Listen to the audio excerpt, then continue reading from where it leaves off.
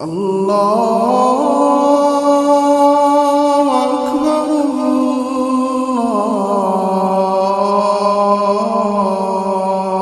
اکبر۔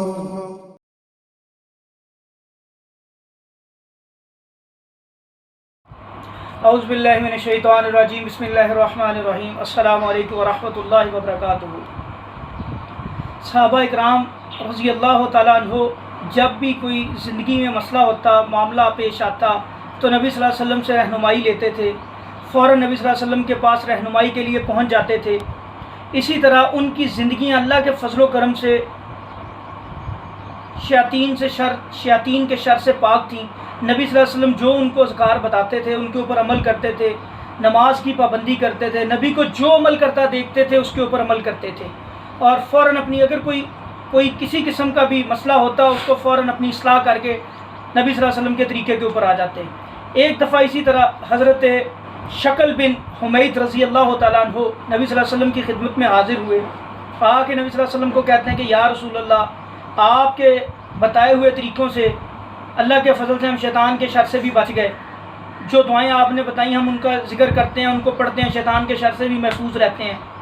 اب ایک مسئلہ ابھی بھی مجھے درپیش ہے، دنیا کی بھی کوئی خاص محبت نہیں میں رکھتا اور کوئی مال متاع کا بھی لالچ نہیں ہے، لیکن ایک مسئلہ ابھی بھی درپیش ہے مجھے کہ ہم اپنے نفس کی شرارتوں سے کیسے بچیں۔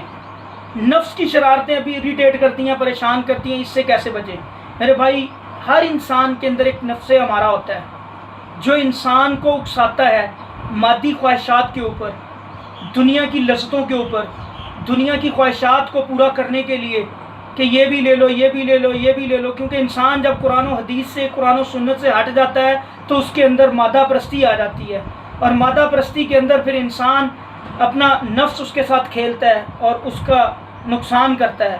میرے بھائی، اب یہاں پہ کیا معاملہ ہے؟ حضرت شکل بن حمید رضی اللہ تعالیٰ عنہ کو نفس کی وجہ سے کچھ ایشوز تھے تو فوراً نبی صلی اللہ علیہ وسلم کے پاس آ گئے اور آ کے کیا دریافت کرتے ہیں کہ یا اللہ، میں اپنے نفس کے شر سے کیسے بچوں، اس کی شرارتوں سے کیسے بچوں؟ نبی صلی اللہ علیہ وسلم نے وہاں پہ ان کو ایک دعا سکھلائی۔ وہ دعا کیا تھی؟ آج ہمیں بھی اس دعا کی بہت اشد ضرورت ہے کہ ہم اس دعا کو پڑھیں، صبح شام پڑھیں، تاکہ اللہ کے فضل سے ہم بھی نفس کی شرارتوں سے بچ سکیں، ہمیں بھی دین سے محبت ہو، قرآن و سنت سے محبت ہو، اور دنیا سے محبت ہماری ختم ہو جائے۔ انشاءاللہ ہم کامیاب ہو جائیں گے۔ دنیا بھی ہماری کامیاب اسی میں ہے، کامیابی اسی میں ہے، دنیا کی بھی اور آخرت کی بھی۔ وہ دعا نبی صلی اللہ علیہ وسلم نے جو ان کو سکھلائی وہ کیا تھی؟ اللہم انی اعوذ بک من شر سمعی، اے اللہ میں تیری پناہ میں آتا ہوں سننے کی شر سے، کانوں کے سننے کے شر سے، ومن شر بصری، اور آنکھ کے شر سے، پھر ومن شر لسانی، اور زبان کے شر سے، ومن شر قلبی، اور دل کے شر سے، دل کی شرارتوں کے شر سے، ومن شر منیجی، اور قوت با کے شر سے۔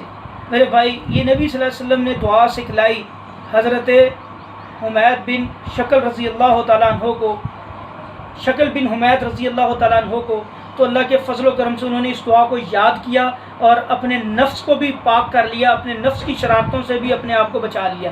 جو بات نبی صلی اللہ علیہ وسلم بتاتے تھے اس کے اوپر فوراً عمل کرتے تھے۔